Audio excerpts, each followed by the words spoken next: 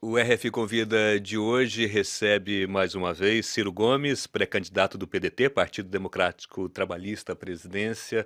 Muito obrigado, bem-vindo mais uma vez à Rádio França Internacional, Ciro É um Gomes. privilégio, Elcio. Muito obrigado a você pela oportunidade. O senhor está em turnê, aliás, encerrando uma turnê aqui pela Europa, começou por Barcelona, passou também por Montpellier, no sul da França, depois a Inglaterra, agora o senhor está em Paris, a caminho de Portugal, e ontem, inclusive, esteve no Senado francês, comentando sempre a situação atual política do Brasil. Uma situação marcada, desde quarta-feira à noite, pelo incidente, o ataque envolvendo a caravana do presidente Lula no Paraná. O senhor já condenou pelas redes sociais esse episódio. Na opinião do senhor, Ciro Gomes, qual a leitura que o senhor faz desse ataque à caravana do ex-presidente Lula? Há uma escalada protofascista do Brasil, animada fundamentalmente na internet, e estimulada por alguns quadros da política nacional brasileira, que descuidadamente começam sem conhecer propriamente, porque não vejo ali uma intenção, vamos dizer, malévola, uma vontade explícita, lúcida, de fazer essa escalada acontecer, mas há um descuido muito grave no comportamento de uma parte relevante da direita brasileira. Parte é protofascista mesmo, e outra parte, por exemplo, permite que você veja um homem como governador de São Paulo, Geraldo Alckmin, ao invés de pura e simplesmente condenar, que é o que se impõe a qualquer democrata, afirmar por primeira reação de que o PT está colhendo o que plantou. Ou seja, nada justifica, não é, que por mais antagonismo que haja, e eu, por exemplo, tenho muitos antagonismos recentes com parte da burocracia do PT, ou com parte do comportamento estratégico do PT na discussão nacional, mas não é razoável que nós possamos aceitar que a bala, a pedra, a violência substituam o argumento, a força, mesmo o calor da crítica no debate político. Foi um crime político? É preciso nessas coisas que nós não nos antecipemos. Só há uma razão para a gente ter, para além da opinião de repudiar, é pedir uma pressa e uma eficácia na apuração. Porque imediatamente uma fração da direita fala em armação. E evidentemente que não podemos deixar que um fato dessa gravidade, que tenha motivações tão potencialmente graves nos seus desdobramentos, seja atrapalhada a investigação, não é pela nossa pressa, nosso palpite. É preciso pressionar as autoridades para que elas, ao cabo do mais breve tempo possível, apontem os responsáveis e as motivações para esse ato de violência. Porque, vamos lá, se foi de fato uma tentativa, ainda que com insucesso, de matar o ex-presidente, nós temos aí uma coisa absolutamente grave, né, absolutamente grave, num país que tem 64.700 homicídios nos últimos 12 meses, em que a escalada do crime organizado e das facções criminosas produz uma impunidade de quase 92%. Só 8% desses homicídios são esclarecidos. E isso me preocupa organicamente no país. Mas na medida em que o banditismo começa a puxar o enfrentamento com o poder político, isso significa um conjunto de ideias e valores. É basicamente como quem puxa para a briga, não é? O crime organizado se sentindo mais empoderado, e a gente não pode atribuir a este ou aquele episódio esta responsabilidade. É preciso exigir que as autoridades apurem e apontem os culpados. Inclusive, nesse recrudescimento da violência, nesse caso aí podemos até citar o caso recente da Marielle Isso. Franco, lá Era no no que eu Rio de estava me Janeiro, lembrando agora. também, né? O senhor estava fazendo referência a esse crime também. Esse recrudescimento da violência pode gerar um clima perigoso no Brasil? Fala-se, inclusive, e especula-se que pode gerar até um clima em que é possível, inclusive, adiar as eleições em função do eventual aumento da violência. O senhor acredita nesse tipo de hipótese que Não começa a ser vejo nisso. ventilada? Evidentemente que a nossa baixíssima tradição democrática e o momento que estamos, do nosso ponto de vista, sob um golpe de Estado, permite especulações de toda natureza, porque as instituições centrais já foram golpeadas. E há uma certa incapacidade das autoridades judiciais do país de impor esta ordem do Estado de Direito Democrático. E isso tudo, então, permite que a especulação, por qualquer ângulo, se considere. Mas para que isso acontecesse, haveria que ter um poder que não parece existir na nossa realidade contemporânea, capaz de subtrair as regras da Constituição. E esse poder hoje não existe. No passado foi uma interrupção militar e hoje, diga-se muito bem da verdade, os militares têm se comportado com grande profissionalismo. Ciro Gomes, na verdade estamos num ano eleitoral e o panorama político vai ser muito definido em função da candidatura ou não do ex-presidente Lula. O senhor defende que ele seja candidato? Pouco importa o que eu defenda, e o ideal para o país é que todos nós pudéssemos nos apresentar, independentemente da nossa linha partidária, e que o grande juiz fosse o povo, depois de um generoso e fraterno debate que nos permitisse ajuizar o grave e complexo problema socioeconômico do país e as formulações de estratégia. Entretanto, há uma lei em vigor no Brasil. E essa lei em vigor no Brasil, acredito, nasceu de um equívoco, e esse equívoco eu não estou denunciando hoje, eu denunciei à data. Eu falo como professor de direito às vezes, não é? Sou militante político, mas tenho uma vida acadêmica.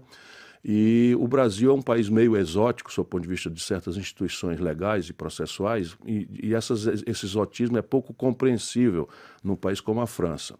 O Brasil permite que um crime trivial, trivial não porque não seja grave, mas trivial porque não tem alto alcance sob o ponto de vista constitucional, que é a formação de quadrilha, corrupção passiva ou um homicídio, né? Esses são crimes que o mundo inteiro julga com 2 graus de jurisdição, apenas para ter a revisão e a garantia, né, de que o erro judiciário seja minimizado.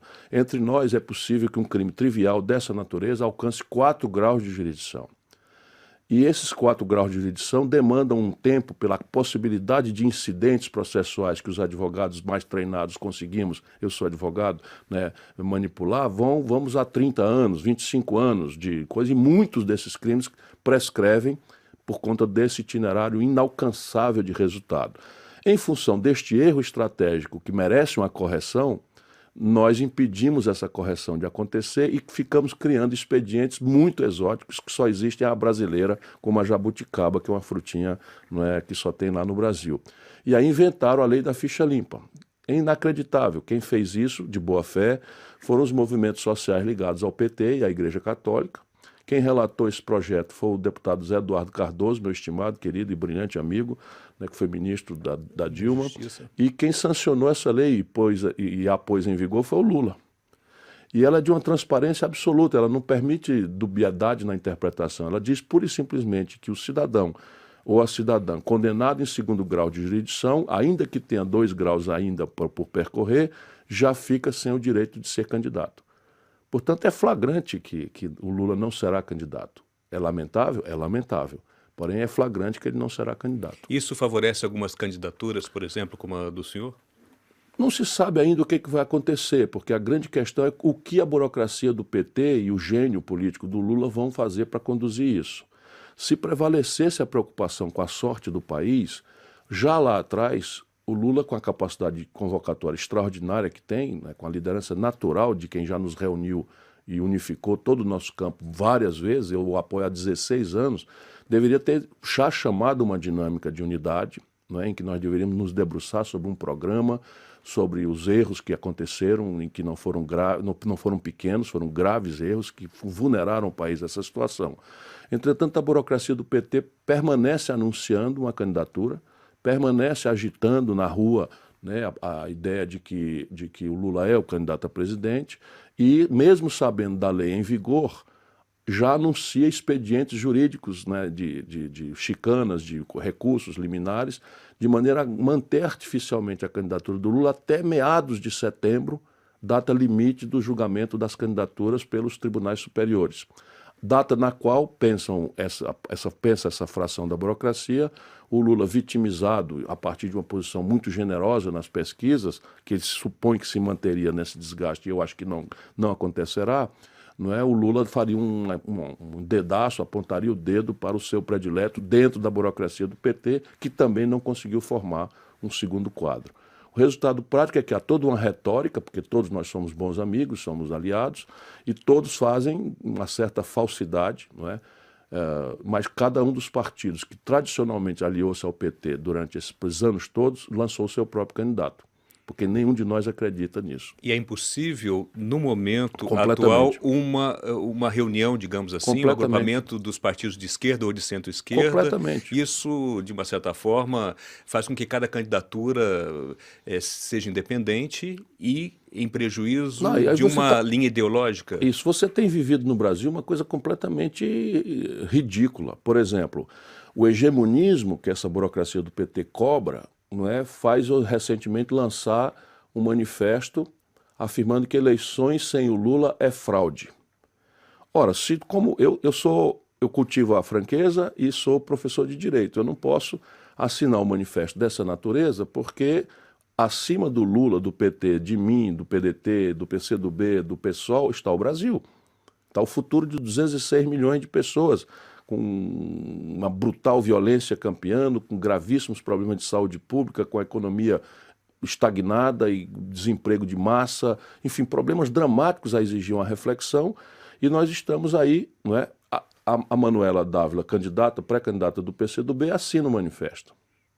O Boulos, pré-candidato do PSOL, assina o manifesto. Eu me recuso a assinar o manifesto e sofro incompreensões e agressões e insultos, porque no futuro, eu sendo candidato como serei, essa é uma orientação do meu partido, como eu posso estar num processo que eu ontem assinei dizendo que era fraude? Isso está acontecendo. Nesse momento acontece no Brasil um ato, ou ontem aconteceu, um ato de desagravo ao Lula. Estavam lá a Manuela e o Boulos. Toda a massa chamando o Lula de candidato a presidente e eles chamados a falar como candidatos a presidente. Isso é uma coisa pitoresca. E o mais grave é o absoluto descompromisso com o debate programático, né, com as soluções, as equações para o país. Então, na verdade, essa posição, a postura atual do Lula também é criticável, no sentido de que ele não sinaliza... É muito duro criticar uma pessoa que está passando pelo sofrimento que ele está passando. Todos são ponto de vista político, são ponto de vista pessoal. E para mim, especialmente, que ele não é um mito distante, não é uma figura que eu conheço pelos jornais, é um velho amigo, um velho camarada de 35 anos. Trabalhamos juntos, eu fui ministro do seu primeiro governo, mas evidentemente, né, eu estou sempre preferindo condenar ou chamar a atenção fraterna e respeitosamente, mas com franqueza, dessa burocracia do PT, que acha, inclusive, que não faz justiça ao próprio Lula. O Lula está decaindo fisicamente. A gente olha, quem conhece o Lula perdeu seus quadros mais qualificados do seu entorno por morte, não é? Dona Marisa não morreu, Márcio Tomás Bastos morreu, Luiz Guxiquem morreu, enfim, um conjunto de Marco Aurélio Garcia morreu, o Zé Disseu, enfim, que está vivo, mas fora de combate, o Palocci preso, réu confesso, e o Lula hoje praticamente vive nessa estranheza, né? Então tudo isso me dói profundamente. Mas não é justo o que está se fazendo com ele. O senhor se considera o único capaz de unir as esquerdas? Não, talvez eu seja o único incapaz de unir. Não é por conta disso, porque eu prefiro amanhã ser reconhecido como alguém que foi correto, que foi decente, que foi leal, não é? Embora arroste incompreensões de hoje. Não é? Mas, veja bem, a questão básica não é capacidade personalíssima. A questão básica é o seguinte: quem tem a condição nesse instante de arrostar a grande crítica, procedente crítica, que deu tanta força a um golpe de Estado e que deu tanta força, está dando tanta força a uma direita até protofascista. Essa é a grande questão. Não é se eu sou o mais hábil dos diplomatas, porque não sou eu o mais hábil dos diplomatas. Eu tenho uma posição muito dura, muito clara, muito transparente, e ela antagoniza a compreensão política do Brasil do PT.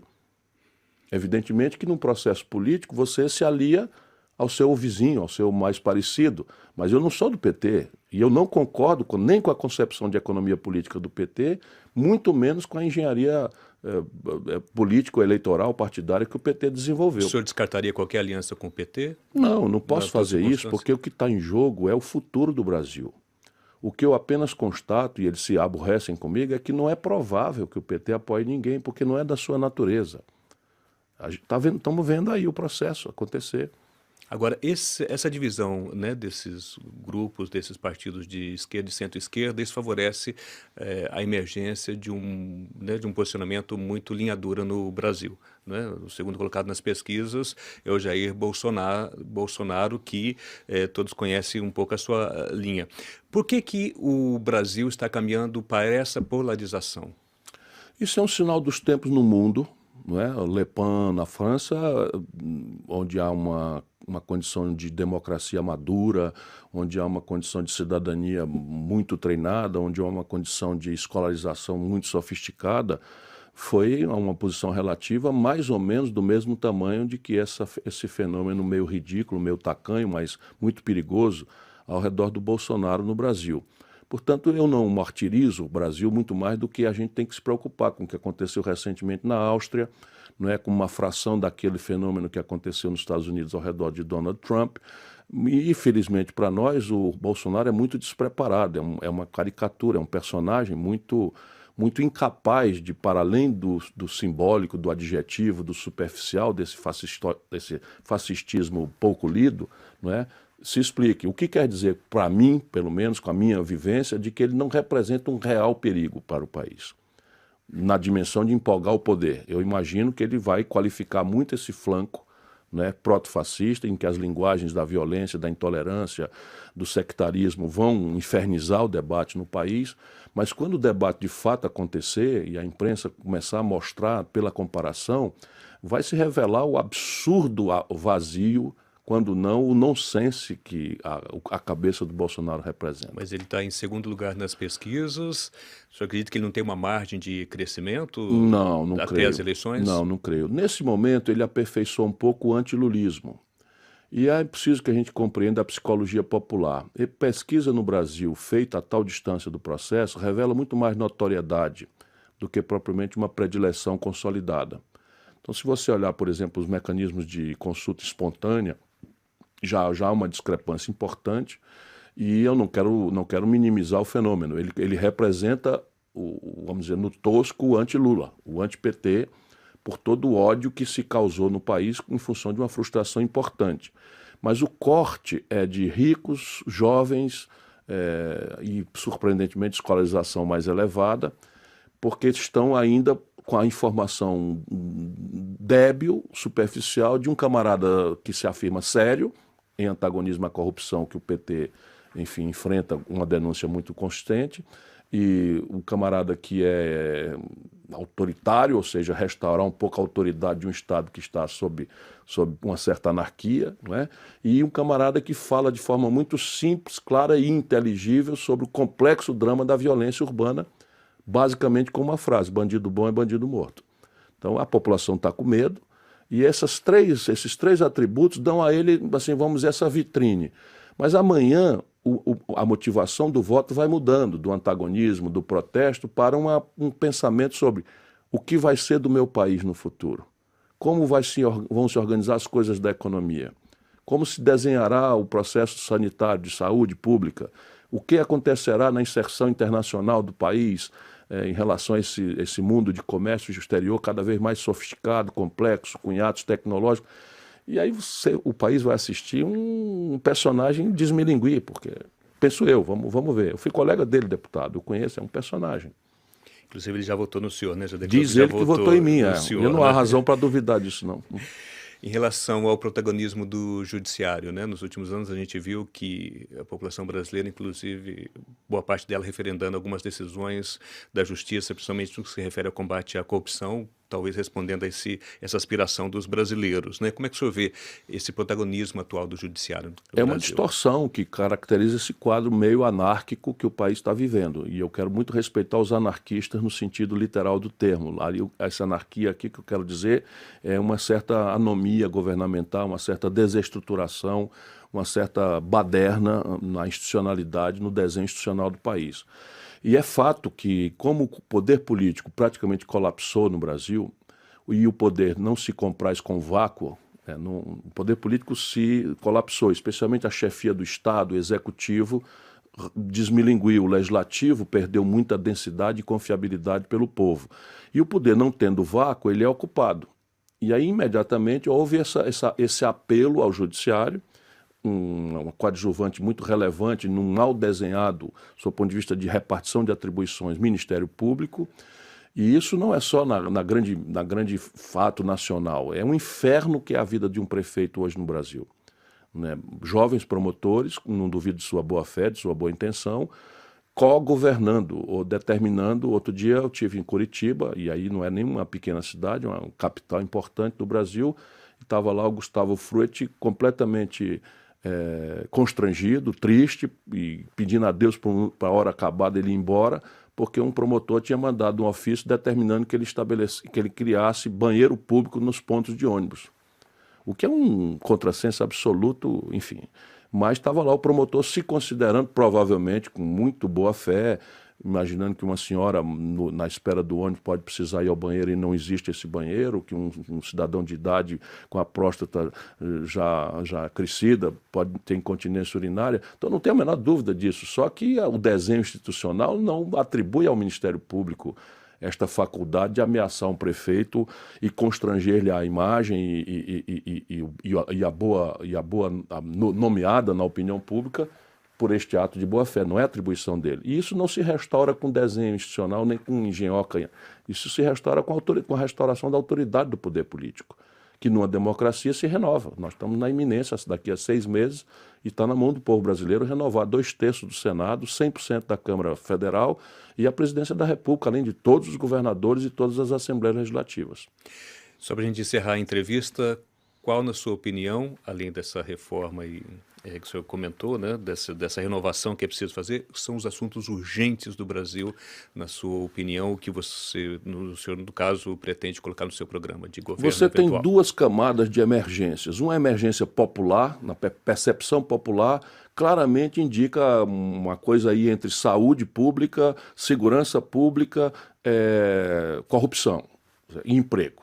Então, as emergências populares são essas, e a tendência do marketing, da propaganda, dos candidatos, da certa superficialidade compreensível de uma certa imprensa, é que o debate se fira ao redor disso. Mas há uma outra prioridade em que, não por despotismo esclarecido, mas por liderança, nós temos que ajudar o povo a trazer para junto dessas emergências. Educação, por exemplo, é minha obsessão.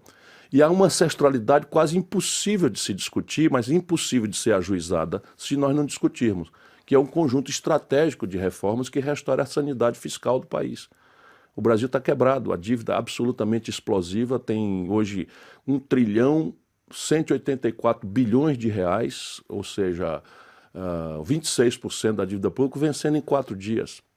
O déficit da Previdência, depois de subtraída os seus recursos pela DRU, que é uma desvinculação de receita da União, com uma emenda à Constituição que já foi feita pelo governo, chegou a 180 bilhões de reais no ano passado. A infraestrutura do país despenca, desmilingue, enfim, há um retrocesso econômico. O Brasil está se industrializando como nenhum país do mundo. Então, esses assuntos não são do drama popular, do dia a dia, mas um líder verdadeiro que queira pôr em debate um desenho novo de país tem que ajudar o povo a compreender também essas coisas. Eu vou tentar, então, fazer essas 2 agendas passarem uma junto da outra. Ciro Gomes, pré-candidato do PDT à presidência do Brasil, muito obrigado pela sua presença, pela entrevista ao RF Convida. Obrigado.